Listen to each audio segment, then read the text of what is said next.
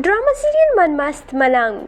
कबीर और रिया जो कि इतनी कोशिशों के बावजूद भी एक दूसरे से दूर नहीं हो रहे थे, तो अब अस्मा डबल गेम खेलने के बारे में सोच रही है। एक जानिब तो वो रिया से कहती है कि अगर तुमने कबीर से शादी करनी है तो तुम कबीर से शादी कर लो।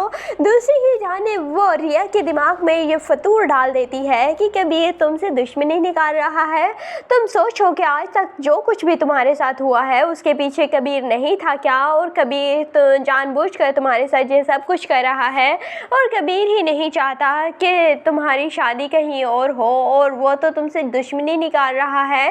इसीलिए रिया के दिमाग में भी ये बात आ जाती है और रिया फिर मंदिर जाती है, मज़ार जाती है, वहाँ पर कबीर से मिलती है और कबीर पर शक जाहिर करती है और कहती है कि मुझे तुम्हारी आंखों में मोहब्बत नहीं नज़र आई। तो कबीर को भी गुस्सा आ जाता है। कबीर कहता है कि अगर तुम्हें मेरी आंखों में मोहब्बत ही नहीं नज़र आ रही तो फिर मेरा और तुम्हारा रिश्ता ही यहीं पर ख़त्म हो गया, और ठीक है तुम्हें मुझ पर एतबार नहीं तो यहीं पर ही सारा रिश्ता ख़त्म कर देते हैं, और वैसे भी हम दोनों तो एक हो ही चुके थे। दूसरी जानिब अस्मा का मकसद तो पूरा हो ही जाएगा कि वो रिया को कबीर से दूर करने के मकसद में कामयाब हो जाएगी। दूसरी जानिब कबीर के दोस्त उससे कहते हैं कि मुझे लगता है कि रिया ने ये सारी बातें जानबूझकर नहीं की, बल्कि उसे मैनिपुलेट किया जा रहा है और ये सब कुछ अस्मा कर रही है। इसीलिए कबीर फिर से रिया के पीछे जाएगा और रिया को हकीकत का अंदाज़ा हो जाएगा कि कबीर उससे वाकई बेइंतहा मोहब्बत करता है, और फिर रिया और कबीर मिल जाएंगे। और मुझे ऐसा लगता है कि अब कबीर सबूत ढूंढने की कोशिश करेगा कि इस खानदान में